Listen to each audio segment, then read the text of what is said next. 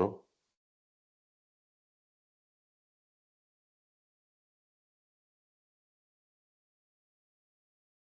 Alors, bonjour. Donc, bonjour et bienvenue dans ce webinaire. Donc, c'est le webinaire numéro 2 sur la solution Beyond Privilege Remote Access. Donc, il y avait, au début d'année, il y avait une première session au premier webinaire sur une présentation de la solution PAM de Beyond Privilege Remote Access. Donc, pour cette session, donc, on va pas refaire une présentation, mais on va parler sur d'autres fonctionnalités, d'autres parties de la solution BioTrust Privilege Remote Access. Euh, et c'est quoi les avantages d'utilisation de ces fonctionnalités? Donc, je me présente, donc je suis Mohamed Malek, CTO d'Unidé, et c'est moi qui va faire la présentation de ce webinaire. Donc, comme agenda pour ce webinaire, donc on va parler sur la gestion du coffre-fort mot de passe, donc comment utiliser le coffre-fort et comment découvrir et enrôler les comptes locaux, les comptes de domaine. Pour une deuxième partie, on va parler sur la session forensic, comment activer la session forensic et comment l'utiliser pour toute la partie recherche de menaces, recherche d'incidents ou pour revoir, par exemple, les sessions des utilisateurs. En troisième partie, on va parler sur la gestion d'équipe avec Beyondros PRA. Donc, on a la possibilité de créer la même hiérarchie que vous avez dans votre entreprise, un directeur, un chef de service et des membres. Donc, on peut créer des équipes et on peut voir c'est quoi aussi les avantages qu'offre cette partie-là de gestion d'équipe ou la partie team de Beyond Trust Pair. Pour ce webinaire, donc ça sera pas une présentation, mais ça sera directement des démonstrations de fonctionnalités. Donc, on va parler sur les prérequis, on va parler sur ce qu'il faut configurer pour activer les options de coffre-fort à mot de passe, pour activer les options de session forensic, et à la fin, toute la partie gestion équipe. Donc, comment la créer et comment par la suite faire la gestion. Donc, par rapport à la partie coffre-fort à mot de passe, donc avec la solution Beyondros Privileged Remote Access, donc on va essayer de voir comment enrôler les comptes en utilisant les jump clients, comment enrôler les comptes en utilisant les jump points, comment ajouter les comptes Active Directory qui existent, par exemple les comptes de service. Et à la fin, donc on va parler sur la partie gestion des comptes, donc comment appliquer une politique de rotation de mots de passe sur ces comptes. Et à la fin, la partie affectation aux utilisateurs. Donc, on va donner aux utilisateurs le droit sur, d'accéder sur les machines ou sur les applications en utilisant les comptes qu'on a créés. Donc, en premier lieu, je vais définir rapidement c'est quoi un jump client et c'est quoi un jump point pour les personnes qui n'ont pas participé dans la première session première session du webinaire lorsqu'on a fait la présentation de la solution. Donc, le Jump Client, c'est des clients ou c'est un exécutable qui va être lancé dans les machines ou qui va être installé dans des machines. Le Jump Client, donc, il va permettre d'accéder à distance à cette machine. Donc, le client, il va être connecté à PRA. Et par la suite, donc, on peut lancer des sessions à ces machines-là en utilisant ce Jump Client. Donc, lorsqu'on parle du mode Jump Client, c'est le mode agent de la solution Beyond Trust Privilege Remote Access. Pour le deuxième mode qui s'appelle Jump Point, le Jump Point, c'est quoi? C'est un serveur rebond qu'on va utiliser pour accéder, par exemple, en RDP, en SSH, pour les sessions web, pour les sessions VNC. Et lorsqu'on parle de Jump Point, c'est le mode sans agent de la solution Beyond Trust Privilege Remote Access. Donc, le mode Jump Point, c'est le mode sans agent. Et le premier mode, le mode Jump Client, c'est un mode avec agent. Comme on a vu dans la première session aussi, l'architecture de la solution privilégiée Remote Access, si la solution PRA elle est publiée sur Internet, donc les jump clients, même s'ils sont connectés en 4G, par exemple, ou en ADSL, donc on peut aussi accéder à ces machines, donc, parce que le client il va se connecter sur le même port 443 qui va être publié au niveau de la solution. Donc, pour une première partie, donc, on va parler sur la partie coffre-fort à mot de passe. Donc, pour faire cette configuration-là, donc, on peut la faire avec un compte admin. On peut la faire avec un compte admin. Donc, je suis connecté maintenant avec un compte admin sur Pera. Mais on peut aussi avoir un compte qui a la délégation ou qui a la responsabilité de gestion de coffre-fort à mot de passe. Donc, on peut avoir un compte qui ne peut pas ajouter des machines, supprimer des machines, donner des droits, mais il peut gérer que la partie coffre-fort à mot de passe. Donc, pour gérer le coffre-fort, donc, il faut que les utilisateurs ou l'utilisateur a droit d'administration du coffre-fort à mot de passe. Maintenant, pour la partie coffre-fort à mot de passe, donc, je vais vous donner quelques notions sur la partie coffre-fort à mot de passe. Donc, exemple, là, on a des comptes génériques et on a des comptes de domaine. On a des comptes génériques et on a des comptes de domaine. Les comptes génériques, c'est des comptes qui ne vont pas changer. C'est des comptes où on ne peut pas appliquer la rotation de mot de passe. Je vous donne un exemple, les comptes SSH, les comptes, par exemple, des applications web, les comptes de services, par exemple, on ne peut pas les changer automatiquement avec la solution Beyond Trust Privilege Remote Access. Donc ça, c'est les fonctionnalités de la deuxième solution qu'on a fait aussi un webinaire sur ça. C'est la solution qui s'appelle Beyond Trust Password Safe, qui est une solution dédiée, c'est une solution PAM aussi, mais elle est dédiée pour la gestion du coffre-fort à mot de passe. On va parler sur la différence entre ces deux. Donc, les comptes qui s'appellent génériques, c'est des comptes qui sont pas, qui peuvent pas être qui peuvent pas être gérés par la solution PRA. Donc, ces comptes-là, donc, ils peuvent pas, on ne peut pas appliquer une politique de rotation de mot de passe sur ces comptes. Mais pour les comptes de domaine et les comptes locaux, ça, c'est des comptes qu'on peut gérer. Donc, on peut appliquer une politique de mot de passe chaque jour, chaque semaine, chaque 15 jours ou chaque mois. Donc, il va changer, il va appliquer la politique qu'on a définie sur Pair. Donc, mais sur la partie coffre-fort à mot de passe aussi, donc la solution Privileged Remote Access, donc elle offre la possibilité aux utilisateurs de créer leur propre compte sur la solution. Donc, si on va aller dans la partie personnelle, donc je vois ici que, par exemple, l'utilisateur Mehdi Zakaria a créé ce compte. Mehdi Zakaria a créé ce compte, mais Mehdi Zakaria, l'utilisateur, donc il n'a pas, je ne peux pas voir le mot de passe, je ne peux pas le consulter parce que ce n'est pas moi qui a créé ce compte. Pour les comptes que j'ai créés, donc je peux les voir, je peux les éditer, je peux les supprimer. Mais pour les comptes, par exemple, créés par d'autres utilisateurs, c'est des comptes personnels, on s'appelle ça des comptes personnels.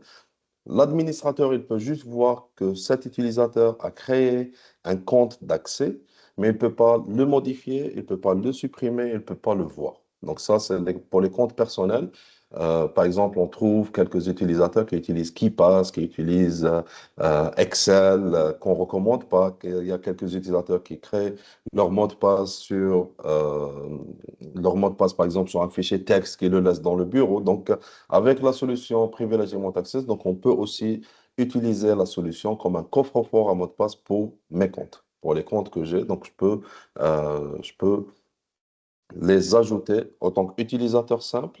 Je peux les ajouter au niveau de la solution Privilege Remote Access. Donc maintenant, pour la première partie du webinaire, donc on va voir comment on peut découvrir les comptes en utilisant les Jump Clients. Donc on va aller dans la partie détection. Donc dans la partie détection, donc on va créer une nouvelle tâche de détection. Donc, dans cette partie-là, donc, on a deux possibilités. La première, c'est les domaines Windows. Donc, on va découvrir tout ce qui est compte du domaine, par exemple. Donc, ça, c'est la troisième partie qu'on va voir. Ou la deuxième partie, parce qu'on va utiliser le jump point pour découvrir les comptes Active Directory. La deuxième possibilité, c'est d'utiliser les jump clients pour découvrir les comptes locaux. Pour découvrir les comptes locaux, donc on peut utiliser les jump clients comme expliqué, c'est des clients qui sont générés depuis la solution Privileged Remote Access. Donc, depuis la solution Privileged Remote Access, donc on va générer des clients, on va les exécuter ou les installer au niveau des machines. Une fois que le Jump Client est installé. Donc, on peut l'utiliser pour découvrir les comptes et pour accéder aussi sur cette machine. Donc, on va choisir Jump Client. On clique sur Continue.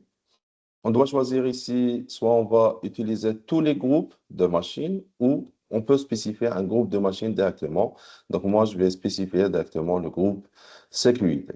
Lorsque je clique sur Next, automatiquement, la solution PRA, donc elle va me récupérer les PC avec le Jump Client installé. Donc, je sélectionne juste le PC, je lance la détection. Donc, en utilisant l'agent qui est exécuté au niveau de la machine, donc il va me récupérer tous les comptes qui sont ici. Donc, par exemple, là, sur les comptes locaux, donc j'ai plusieurs comptes locaux, j'ai plusieurs comptes locaux, désolé. Donc, je peux juste sélectionner les comptes que je veux enrôler. Donc, je peux juste sélectionner les comptes qui sont enrôlés. Les comptes désactivés, donc, c'est des comptes qu'on va pas gérer. Mais par exemple, ici, donc, j'ai pu sélectionner le compte admin. On clique juste sur importation sélectionnée. Et là, donc, on a le compte qui a été, euh, le compte qui a été enrôlé dans la solution PRA. Donc, si on revient dans la partie compte, donc on cherche les comptes locaux et on trouve le compte admin que j'ai enrôlé ou que j'ai récupéré en utilisant le Jump Client. Donc, une fois que le compte est enrôlé, donc je peux provoquer, par exemple, manuellement la rotation de mot de passe. Maintenant, ce compte-là, donc, il va être changé automatiquement. Donc, changé automatiquement. Et par la suite, l'utilisateur, donc, il ne pourra pas, s'il veut récupérer le compte ou s'il veut utiliser le compte, forcément, il va passer par la solution privilégiée Remote Access pour pouvoir l'utiliser. Donc, un cas réel dans vos entreprises, donc, pour la gestion des comptes locaux, d'une manière automatisée, donc, on peut les enrôler au niveau de la solution Privileged Remote Access. Euh, on peut les enrôler au niveau de la solution Privileged Remote Access et ces comptes-là, donc, ils vont être gérés par la solution. Donc, en deuxième partie, on va voir les comptes de domaine, comment enrôler ou comment récupérer les comptes de domaine. Donc, pour enrôler les comptes de domaine, donc, il y a un petit prérequis avant de les enrôler. Donc, il y a un petit prérequis, c'est la partie domaine. Donc, il faut que le domaine de votre entreprise soit ajouté au niveau de pair. Donc, pour l'ajouter, qu'est-ce qu'on doit faire? Donc, on doit juste spécifier le DN, donc le domaine que vous avez. Donc, on peut mettre le domaine. On doit sélectionner un jump point le plus proche possible de l'AD ou qu'il a accès sur l'AD. Par la suite, on ajoute le domaine. Une fois qu'on ajoute le domaine, donc on peut par la suite lancer la détection. On peut lancer la détection des comptes de domaine. Donc, on va en deuxième partie de ce webinaire, donc on va détecter les comptes du domaine. Donc, on clique sur Next. Nouveau domaine ou domaine existant. Donc, si on sélectionne nouveau domaine, donc on doit l'ajouter. Si on sélectionne un domaine existant, donc il va nous proposer le domaine que on a vu en, euh, dans cette partie-là. Donc, on peut récupérer les points terminaisons. Les points terminaisons, c'est les serveurs, c'est les machines, c'est les computers. Ça, on peut les récupérer aussi. Mais l'objectif, c'est la partie coffre-fort. Donc, on peut cliquer sur ou sélectionner la partie compte du domaine. On peut faire parcourir, il va nous donner la forêt ou le tri. Et on peut sélectionner quel OU je veux sélectionner pour récupérer les comptes. Par exemple, je veux sélectionner ça ou cet OU. Donc, je sélectionne. Je lance la détection. Donc, automatiquement, il va aussi me récupérer les comptes qui sont dans cette OU. Donc, une fois qu'il récupère les comptes, donc ça, c'est les comptes qui sont créés. Donc, je vais juste sélectionner le compte. Je vais juste sélectionner le compte. Je clique sur importation sélectionnée et ces comptes-là, donc, ils vont être aussi ajoutés dans la partie pair. Donc, je vais faire oui. Et dans cette partie-là de compte, donc, on peut voir que j'ai d'autres comptes de domaine. Le PRA2, par exemple, ça, c'est un compte que j'ai ajouté maintenant. Et le user @bha.nan, c'est mon domaine que j'utilise.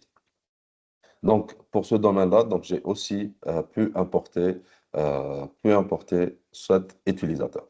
Donc, comme expliqué pour les comptes locaux et les comptes de domaine, donc on a la possibilité de provoquer la rotation de mot de passe. Donc, c'est manuel. Donc, je vais lancer manuellement la rotation de mot de passe. En deuxième partie, donc, je peux aussi appliquer une politique de mot de passe. On va essayer de voir rapidement la politique de mot de passe. Donc, c'est dans la partie options. Dans cette partie-là, donc, on peut mettre l'âge minimum, maximum, désolé, d'un mot de passe. Donc, par exemple, c'est 7 jours. Donc, chaque 7 jours, il va changer les mots de passe. Et dans cette partie-là, donc, on peut mettre la longueur des mots de passe pour tous les comptes locaux et autres. Et pour les comptes aussi AADS, donc, on peut aussi mettre une deuxième politique de mot de passe ou une deuxième taille de mot de passe qu'on va mettre. Donc là, par exemple, j'ai mis 20 caractères, mais je peux aller jusqu'à 256 caractères. Mais pour mettre ça, pour mettre la longueur, donc il faut respecter la politique de mot de passe qui va être appliquée sur la ressource elle-même. Exemple, sur votre Active Directory, euh, le mot de passe, c'est entre 16 caractères, par exemple, et 25 caractères maximum. Je ne peux pas mettre dans PRA 30 caractères. Parce que ce mot de passe-là, il ne va pas être accepté par la ressource. Donc, je dois, au minimum, respecter la politique de mot de passe au niveau de la machine. Donc, pour cette partie-là, donc, on peut appliquer la politique de mot de passe. Donc, elle va être appliquée automatiquement sur les comptes locaux, les comptes de domaine, les comptes de domaine. Mais pour les comptes génériques, donc ça, donc il nous manque le provocate. Donc, ça, c'est des comptes qu'on ne va pas gérer, qu'on ne peut pas changer. On peut pas changer.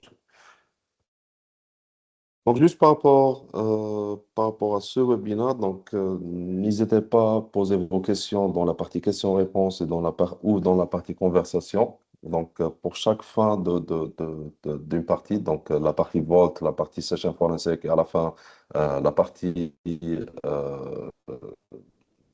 et à la fin, la partie, euh, et à la fin, la partie, désolé, et à la fin, voilà, la partie gestion d'équipe. Donc, s'il y a des questions, donc n'hésitez pas à les poser. Donc, je serai ravi à répondre à toutes vos questions. Donc, maintenant, pour la partie affectation des comptes, donc c'est simple dans la solution privilégiement access. Donc, j'ai enrôlé, par exemple, ce compte local admin et je veux donner accès à un utilisateur pour qu'il l'injecte, par exemple. Donc, je vais juste le modifier. Dans la partie user utilisateur du compte, donc je vais l'affecter aux utilisateurs que je veux leur donner accès. Donc, par exemple, je vais donner à l'utilisateur Mohamed Malek. Chercher rapidement. Voilà. Mohamed Malek, j'ai donné l'autorisation d'injecter. Je peux aussi donner à un autre utilisateur, par exemple, euh, aux utilisateurs admin. Donc, je peux lui donner, par exemple, la possibilité d'injecter et extraire le mot de passe. Sur la partie injecter et extraire le mot de passe, c'est quoi la différence entre les deux? Injecter, on va injecter le mot de passe dans la session. Mais injecter et extraire, donc il peut injecter le mot de passe dans les sessions, mais il peut aussi voir le mot de passe. Il peut aussi voir le mot de passe. Donc on va tester ça. On va tester ça. Donc là, par exemple, donc j'ai cette porte-là, donc la partie extraction que je n'avais pas avant de faire la modification. Donc je vais faire extraction et je peux voir directement le mot de passe. Il y a parfois quelques clients qui nous demandent pourquoi il y a l'extraction. Sur cette partie-là d'extraction, je vous donne un exemple. J'ai un problème sur la machine et je ne peux pas accéder à travers PR. Donc, je dois accéder localement. Donc, qu'est-ce que je vais faire? Donc, je vais faire l'extraction de ce mot de passe. Je vais le voir pour pouvoir l'utiliser localement. Un deuxième exemple que je donne beaucoup sur un switch par exemple, euh, il y a un problème sur un switch ou sur un router ou sur un firewall par exemple, et je dois accéder aussi avec un câble console. La connexion sérielle, elle peut pas, avec un câble console, elle ne peut pas passer par PRA. C'est tout ce qui est SSH, VNC, Ethernet, c'est ça ce qui peut passer par PRA. Mais un câble console, par exemple, je vais connecter avec un câble console, donc euh, je peux pas passer par PRA. Donc, qu'est-ce que je peux faire? Donc, je peux récupérer le mot de passe depuis PRA et par la suite, donc je peux l'utiliser. Donc, dans cette partie-là, donc j'ai fait une extraction de mot de passe. Une fois que je termine, donc automatiquement, le mot de passe va être changé lorsque je vais voir un compte local ou un compte du domaine. Donc, pour les utilisateurs, donc je vais vous montrer rapidement l'interface Access Console qu'on a vue dans la première partie. Donc, je vais essayer d'accéder sur une machine, peu importe la machine. Euh, voilà. Bon, je vais essayer d'accéder, par exemple, sur une application web. Lorsque les comptes ils sont configurés au niveau de PRA, il va me proposer ça dans cette partie-là.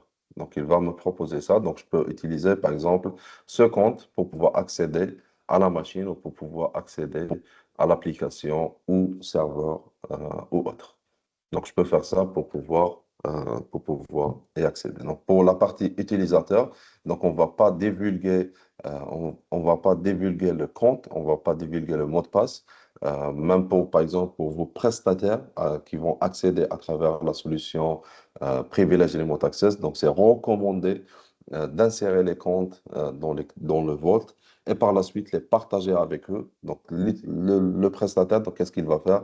Il va juste double-cliquer la solution, donc, elle va lui proposer un compte. La solution, donc, elle va lui proposer un compte. Et par la suite, donc, il va juste cliquer sur OK. Donc, il va pas voir le mot de passe, il va pas pouvoir l'extraire, sauf si dans le cas où l'administrateur de PRA a donné la possibilité de faire l'extraction des mots de passe. Bon, je sais pas, est-ce que c'est clair ou pas? S'il y a des questions, comme expliqué, s'il y a des questions, donc n'hésitez pas à les poser dans la partie questions-réponses.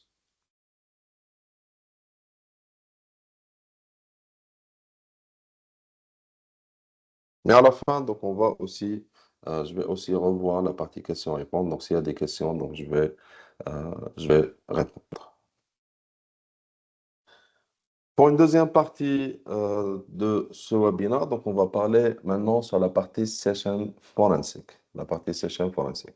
Donc on va parler sur les prérequis de l'utilisation de cette fonctionnalité, comment activer la partie session forensic au niveau des sessions et par la suite l'utilisation de session forensic pour la recherche des menaces, recherche des événements par exemple et tout. Donc, comme prérequis de la partie session forensic, donc, sur cette partie-là, donc on va utiliser la session forensic beaucoup plus dans les sessions RDP. Pour les sessions SSH, c'est natif. Pour les sessions SSH, donc PRA nativement, donc elle va capturer les touches clavier, les commandes, elle va par défaut capturer tout ce que vous voyez. Donc, lorsque vous allez faire des recherches, donc on va pouvoir directement le récupérer ou le chercher. Mais dans les sessions RDP, dans une session RDP, donc il y a des fenêtres, il y a des clics droits, il y a des clics gauche, il y a par exemple des exécutables qui vont être lancés, il y a des process. Donc, pour pouvoir, beaucoup plus, c'est une image, c'est une image. Mais pour avoir plus d'informations, donc c'est recommandé d'activer la session forensic. C'est recommandé d'activer la session forensic et on va essayer de voir comment l'activer et comment l'utiliser dans les sessions. Donc, pour la partie session forensic, le premier prérequis qu'il faut avoir, c'est d'aller dans la partie jump point. Et dans le jump que j'ai, donc dans cette partie-là, donc je dois sélectionner un compte de service. Je dois sélectionner un compte de service. Ce compte de service, c'est un autre prérequis de ce compte, c'est que ce compte-là doit être dans le coffre-fort à mot de passe. Il peut être un compte local, il peut être peut être aussi un compte du domaine. Et c'est recommandé d'utiliser un seul compte du domaine, par exemple, qui a accès sur la partie registre et sur la partie fichier pour pouvoir lancer la session forensic. Donc, dans cette partie-là, donc, on va sélectionner un compte, on va sélectionner juste un compte et on va cliquer sur enregistrer. Ça, c'est le premier prérequis qu'on doit activer au niveau du jump point. Le deuxième prérequis qu'on doit activer au niveau de PRA, c'est dans cette partie-là, dans la partie configuration. Donc, on doit sélectionner, activer l'épreuve de session. Activer l'épreuve de session. Donc, lorsqu'on active l'épreuve de session, donc pour les sessions RDP, RDP distant, donc on va avoir plus d'informations dans les sessions. Donc, on va essayer de lancer une session où on va essayer de voir déjà les paramètres qu'on peut avoir au niveau au niveau de PRA ou comment l'activer. Donc, on va sélectionner une machine. Je vais sélectionner par exemple ce serveur-là, le serveur Active Directory. Dans la partie propriété, on doit activer la session forensic. On doit activer la session forensic pour pouvoir récupérer les informations sur les sessions, sur les fenêtres, sur les clics, les utilisateurs, les process, donc tout ça. Donc, on peut le récupérer avec la session forensic. Mais lorsqu'on active la session forensic, il vous dit ou il vous donne un message d'erreur ou un pop-up, une notification, un warning. Il vous dit si le compte que vous avez sélectionné dans la partie Jump Point en tant que RDP Service Account, s'il n'a pas le privilège sur la machine distante, le session forensic, elle va faire un fail. Elle va faire un fail et la session, elle ne va pas être lancée. Donc, lorsqu'on active la session forensic sur une machine, on doit assurer on doit assurer que le compte qu'on a sélectionné dans la partie Jump a le privilège requis pour pouvoir lancer la session forensic. Sur ce compte, donc, c'est pas forcément un compte admin local ou admin de domaine, c'est pas forcément ça. Comme expliqué, donc il a deux choses qu'il aura besoin. La première, il peut exécuter des services à distance, donc la partie remote registry. Et la deuxième, il peut accéder à la partie admin dollar sur la machine pour pouvoir se lancer. Donc, je vais vous expliquer le process de la partie session forensic. Qu'est-ce qui va se passer lorsqu'on va activer la session forensic? Donc, on va l'activer. Donc, lorsqu'on lance une session, donc je vais essayer d'accéder avec mon propre compte. Donc, lors de l'ouverture de la session, la solution PRA, qu'est-ce qu'elle va faire? La solution PRA, qu'est-ce qu'elle va faire? Elle va injecter un exécutable au niveau de la machine distante, au niveau de cette machine-là, l'adresse IP 1.250.235. Elle va injecter un exécutable. C'est pour ça, le compte qu'on va utiliser, il doit avoir l'accès sur admin dollar, sur la partie partage administratif. Une fois que la solution va copier ce fichier, la deuxième chose qu'elle va faire, elle va le lancer. Et comment elle va lancer ce fichier? C'est avec la partie remote registry. C'est avec la partie remote registry. Donc, lorsqu'on clique sur OK, donc si le compte que j'ai utilisé, donc il a le droit, donc la session, elle va être ouverte directement sur l'Active Directory. Mais si, par exemple, la session ne s'ouvre pas, donc je dois vérifier les privilèges que j'ai, les privilèges sur le compte que j'ai. Et par la suite aussi, donc je dois vérifier le remote registré, par exemple, si le remote registré est ouvert ou pas. Donc, on va essayer de faire quelques manipulations et on va vérifier, par exemple, deux sessions RDP avec la session forensic et sans session forensic. Donc, je vais essayer aussi de faire, par exemple, quelques recherches ici dans l'Active Directory.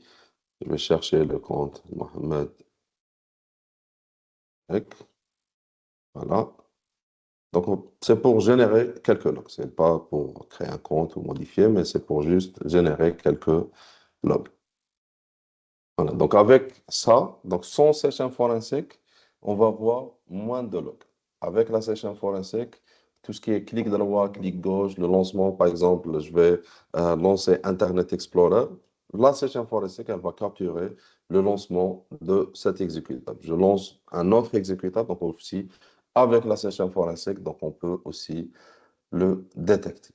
On va aller maintenant à la partie rapport. On va aller maintenant à la partie rapport et on va essayer de voir la dernière session. Montrer le rapport. Donc, on va vérifier ça. On doit vérifier, on va vérifier cet enregistrement. Donc, sur cette partie-là, donc avec la session forensique, donc on a des détails, par exemple, le nom d'exécutable. Bon, ça, c'est une session RDP. C'est une session RDP. Voilà, on peut le voir.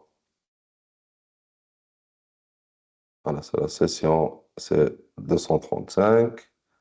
Voilà, c'est remote RDP, le système d'exploitation. On a utilisé de RDP. Donc, dans cette partie-là, avec la session forensique, donc on va récupérer tout, par exemple, les touches clavier, les clics droits, les clics gauche, les notes fenêtres.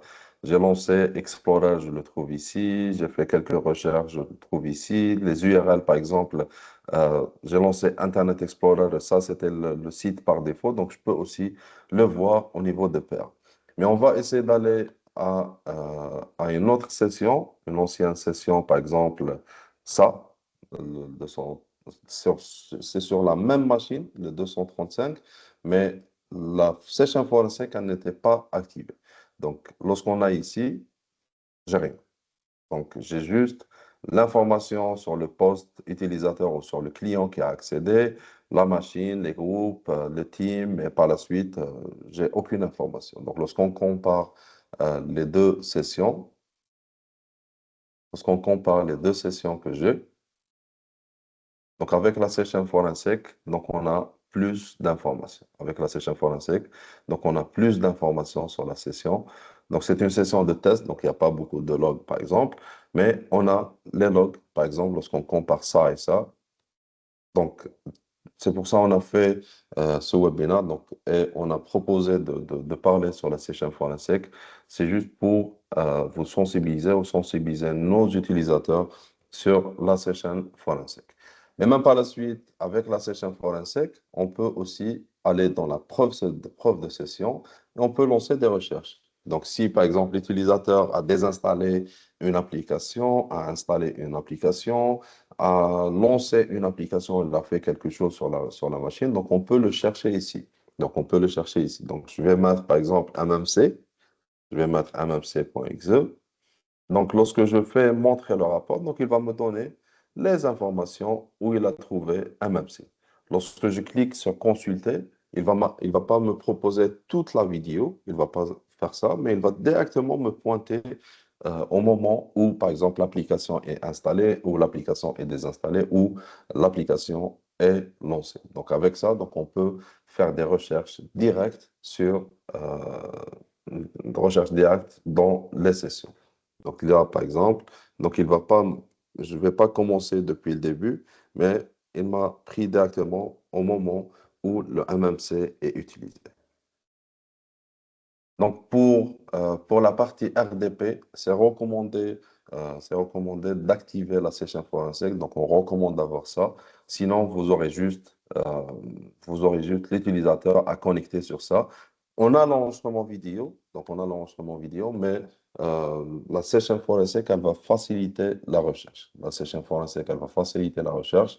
Donc, si vous cherchez, par exemple, des choses, avec la session forensique, donc on peut les trouver rapidement. Et euh, je donne généralement cet exemple-là. Une fois que la solution bien Trust PRA est mise en production, on a des centaines d'utilisateurs qui vont utiliser la solution. Mais par la suite, l'équipe audit, c'est 5 à 10 personnes. Donc, pour voir une session d'un utilisateur, il vous faut 8 heures. Par exemple, la session de l'utilisateur, c'est une durée de 8 heures. Donc, pour pouvoir vérifier ce qu'il a fait, donc vous aurez 8 heures de vidéo. Fois 100 personnes, donc vous n'allez pas trouver qui a fait quoi. Mais avec la session forensique, donc on peut avoir plus d'informations. On peut avoir plus d'informations. On va passer à la troisième partie, la partie gestion d'équipe. Donc, on va essayer de voir comment créer les équipes et on va faire une petite démonstration sur la partie équipe. Et à la fin, donc ça, c'est un extra. Donc, comment inviter des utilisateurs dans vos sessions. Donc, pour la partie création d'équipe, l'équipe, c'est quoi? Donc, on Prospera. Donc, dans la partie configuration, on peut créer, on peut ajouter des équipes comme on veut. Donc, je vais créer, par exemple, une équipe qui s'appelle Webinar, par exemple. Voilà. Donc ça, c'est l'équipe que j'ai créée. Dans la partie membres, donc je vais sélectionner les membres et pour chaque membre, donc je vais définir le rôle. Je vais définir le rôle. On a trois rôles. On a responsable d'équipe, chef d'équipe et membre d'équipe. Le responsable d'équipe, il peut voir les sessions de chef d'équipe et membre d'équipe. Et le chef d'équipe, il ne peut pas voir les sessions de responsable, mais il peut voir les sessions des membres. Ils peuvent voir les sessions des membres. Donc, je vais, par exemple, ajouter quelques utilisateurs. Donc, je vais ajouter, par exemple, Abdelzak comme membre d'équipe et je vais ajouter le compte admin, par exemple, local, comme un responsable d'équipe. Donc, l'objectif de cette partie-là d'équipe, le premier objectif, c'est le monitoring. Ça, c'est le premier objectif. Donc, lorsque j'accède sur l'interface de PRA, dans la partie queue, donc je peux voir les sessions en cours. Donc, par exemple, là, je peux voir que Islam, elle est connectée, mais elle a zéro session. Et je peux voir que Melissa, elle est connectée et elle a deux sessions en cours. Donc, si je clique sur la session, donc je peux faire Join Session. Donc, la Join Session, donc je vais voir euh, cet utilisateur, qu'est-ce qu'il est en train de faire. Donc, je peux voir directement qu'il est sur la page d'authentification de VMware ou je peux voir take over session. Donc, si je fais join session, donc lorsque je fais le leave session, donc l'utilisateur, il va garder sa session. Mais si je fais take over session, donc la session, donc elle va devenir la mienne. Elle va devenir la mienne. Si je vais la fermer, donc ça sera un end session. Ça sera un end session, c'est pas leave session. Mais par la suite aussi, vous allez dire que le manager, donc, il peut accéder à n'importe quel moment, il peut voir mes sessions, il peut voir ce que je fais. Mais ce que je dis, la solution PRA, donc, ce n'est pas une solution euh, d'espionnage. C'est pas une solution d'espionnage. Donc, par exemple, là, Mélissa, c'est elle qui a lancé l'accès vers la machine. Mais par la suite, elle aura la notification que l'administrateur now can view and control endpoint.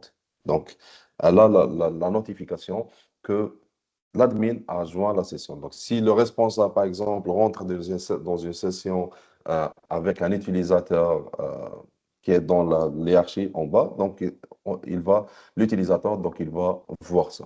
Il va voir ça. Donc, ce n'est pas une solution d'espionnage. Donc, l'utilisateur, donc, il va savoir qu'un utilisateur a accédé. Donc, par exemple, lorsque j'ai fait le take-over session et j'ai fait le end, donc, la session de l'utilisateur a été arrêtée. A été arrêtée. Donc, ça, c'est les deux options qu'on peut faire. Mais par la suite aussi, donc, on peut, l'utilisateur, je vois ici que Islam, par exemple, a lancé une session. Donc, je peux voir take over et join session, mais je peux aussi faire monitor. Donc, monitor, qu'est-ce qu'elle va me donner? Donc, elle va me donner l'interface de l'utilisateur. Donc, si, par exemple, l'utilisateur, euh, je peux voir l'access console de l'utilisateur en temps réel. Je peux voir l'access console de l'utilisateur en temps réel. Donc, ce qu'il fait maintenant, donc je peux le voir. Mais comme expliqué aussi, c'est pas une solution d'espionnage. Donc, c'est une solution qui va permettre la traçabilité. Donc, pour la partie gestion d'équipe, donc ça, c'est pour la partie monitoring. Mais par la suite aussi, c'est une partie aussi de collaboration. L'objectif numéro 2, c'est la collaboration entre utilisateurs. Donc, si par exemple Islam a un problème elle est connectée sur ce serveur-là, le 99, il a un problème, donc il peut m'inviter dans la même session. Donc, je peux vous montrer rapidement. Donc, je vais accéder, par exemple, je vais accéder sur le firewall. Voilà, je peux accéder sur le firewall. Donc, lorsque j'accède sur le firewall, par exemple, j'ai un problème. J'ai un problème que je n'ai pas pu régler moi-même. Donc, que j'ai pas pu régler. Donc, qu'est-ce que je peux faire? La notion des équipes, elle va permettre d'inviter d'autres personnes. D'inviter d'autres personnes. Donc, les personnes connectées, par exemple, maintenant, c'est Melissa et Islam. Donc, je peux inviter un des deux ou les deux. Donc, automatiquement, l'utilisateur, donc, il va recevoir une invitation. Il doit juste l'accepter et rentrer dans la même session avec moi.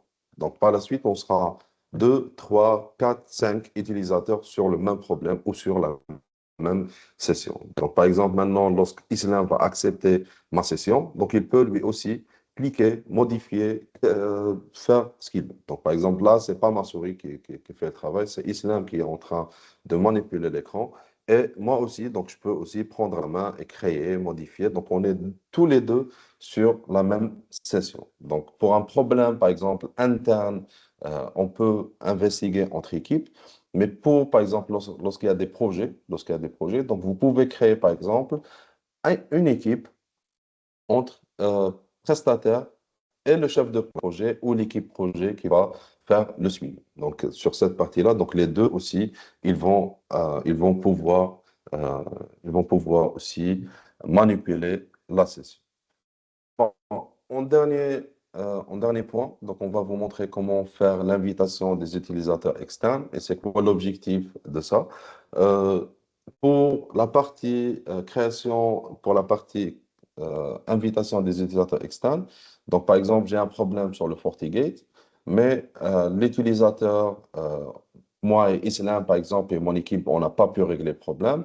Et je veux inviter, par exemple, mon prestataire ou je veux inviter l'éditeur, par exemple, pour entrer dans la même session avec moi et m'aider. Donc, pour créer un compte, envoyer le mot de passe, par la suite, il va enrôler la double authentification, je vais lui donner le compte. Donc, c'est un process qui est lourd. Donc, mais l'accès, ça sera rapide. Donc, qu'est-ce que je peux faire? Donc, je peux faire une invitation, euh, je peux créer un external link. Donc, dans cette partie-là, donc, je peux limiter les actions de l'utilisateur sur la session. Un accès total, donc, l'utilisateur externe, donc, il va pouvoir contrôler, modifier et faire ce qu'il veut. Lecteur seul, par exemple, donc, il va juste avoir la visibilité et on peut juste, on va le voir dans un instant. Donc, lecteur seul, donc, il ne va pas pouvoir contrôler l'écran. On va donner accès total. Je vais mettre, par exemple, une idée. Et une idée. Ça, c'est un exemple. Voilà. Et je vais créer l'invitation. Voilà. Je vais créer l'invitation. Donc, qu'est-ce que je dois faire? Donc, je ne vais pas créer un compte et faire tout le process de création de compte. Je vais juste lui envoyer un lien. Le lien, il va être ouvert dans un navigateur ou dans un navigateur. Donc, là, par exemple, donc, je vais coller le lien. Par la suite, l'utilisateur externe, donc il a le choix de télécharger l'Access Console et l'installer ou d'utiliser directement la partie web de Perl. Donc lorsqu'il accède l'utilisateur, donc voilà, donc il va avoir la même visibilité. Donc ce que je vois ici, donc il le voit. Et on peut faire un chat, on peut discuter entre équipes. Donc on est à 4 ou 5 personnes ici. Donc je peux mettre bonjour. Par exemple, le prestataire, il a envoyé quelque chose, donc je peux l'avoir ici et je peux par la suite répondre dans le chat. Et sur la partie chat, donc ce qu'on a au niveau du chat, il est aussi tracé. Il est aussi tracé. Donc, dans la session, donc les deux utilisateurs, par exemple le prestataire et même euh, l'utilisateur externe et les utilisateurs qui sont dans la session, tous, ils peuvent manipuler la session, mais c'est moi qui ai lancé la session, c'est moi l'utilisateur principal. Lorsque je ferme la session, lorsque je ferme la session, automatiquement, les autres, ils vont être déconnectés. Donc, je vais vous montrer rapidement. Voilà, disconnected. Parce que c'est moi l'initiateur de la session. Donc, les autres, donc, ils vont pas pouvoir laisser ou garder la session. Bon, je pense on est arrivé au dernier point. Donc, je ne sais pas s'il y a des questions. euh, je ne sais pas s'il y a des questions. Je vais consulter la partie conversation et la partie questions-réponses.